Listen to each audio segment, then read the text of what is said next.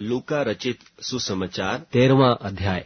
उस समय कुछ लोग आ पहुंचे और उससे उन गलीलियों की चर्चा करने लगे जिनका लोहू पिलातुस ने उन्हीं के बलिदानों के साथ मिलाया था। यह सुन उसने उनसे उत्तर में यह कहा, क्या तुम समझते हो कि ये गलीली और सब गलीलियों से पापी थे कि उन पर ऐसी विपत्ति पड़ी? मैं तुमसे कहता हूं कि नहीं, परंतु यदि तुम मन न फिराओगे तो तुम सब भी इसी रीति से नाश होगे। या क्या तुम समझते हो कि वे 18 जन जिन पर शीलोह का गुम्मट गिरा और वे दबकर मर गए, यरूशलेम के और सब रहने वालों से अधिक अपराधी थे? मैं तुमसे कहता हूं कि नहीं, परंतु यदि तुम मन न फिराओगे तो तुम भी सब इसी रीति से नाश होगे। फिर उसने यह दृष्टांत भी कहा कि किसी की अंगूर की बारी में एक अंजीर का पेड़ लगा हुआ था। वह उसमें फल ढूंढने आया, परंतु न पाया।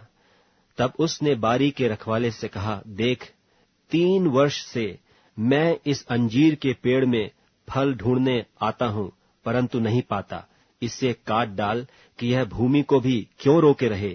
उसने उसको उत्तर दिया कि हे स्वामी, इसे इस वर्ष तो और रहने दे कि मैं इसके चारों ओर खोदकर खाद डालूं, सो आगे को फले तो भला, नहीं तो उसे काट डालना। सब्त के दिन वह एक आराधनालय में उपदेश कर रहा था, और देखो, एक स्त्री थी जिसे 18 वर्ष से एक दुर्बल करने वाली दुष्टात्मा लगी थी, और वह कुबड़ी हो गई थी और किसी रीति से सीधी नहीं हो सकती थी। यीशु ने उसे देखकर बुलाया और कहा, हे नारी, तू अपनी दुर्बलता से छूट गई। तब उसने उस पर हाथ रखे और वह तुरंत सीधी हो गई और परमेश्वर की बड़ाई करने लगी। इसलिए कि यीशु ने सब्त के दिन उसे अच्छा किया था, आराधनालय का सरदार रिसियाकर लोगों से कहने लगा, 6 दिन हैं जिनमें काम करना चाहिए, सो उन्हीं दिनों में आकर चंगे हो, परंतु सब्त के दिन में नहीं।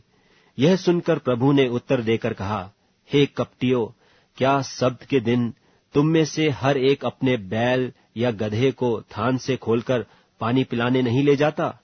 और क्या उचित न था कि यह स्त्री जो इब्राहिम की बेटी है, जिसे शैतान ने 18 वर्ष से बांध रखा था, सब्त के दिन इस बंधन से छुड़ाई जाती?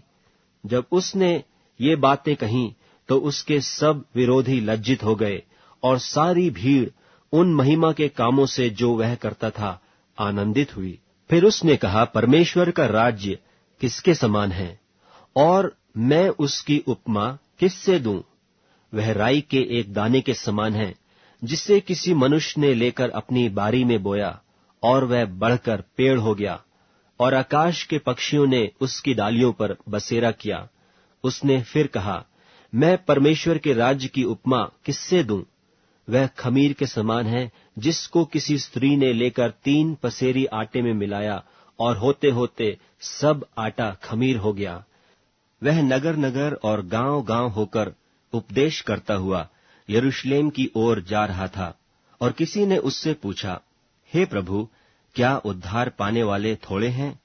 उसने उनसे कहा, सकेत द्वार से प्रवेश करने का यत्न करो, क्योंकि मैं तुमसे कहता हूं कि बहुतेरे प्रवेश करना चाहेंगे और न कर सकेंगे। जब घर का स्वामी उठकर द्वार बंद कर चुका हो और तुम बाहर खड़े हुए द्वार खटखटाकर कहने लगो, हे प्रभु, हमारे लिए खोल दे, और वह उत्तर दे कि मैं तुम्हें नहीं जानता,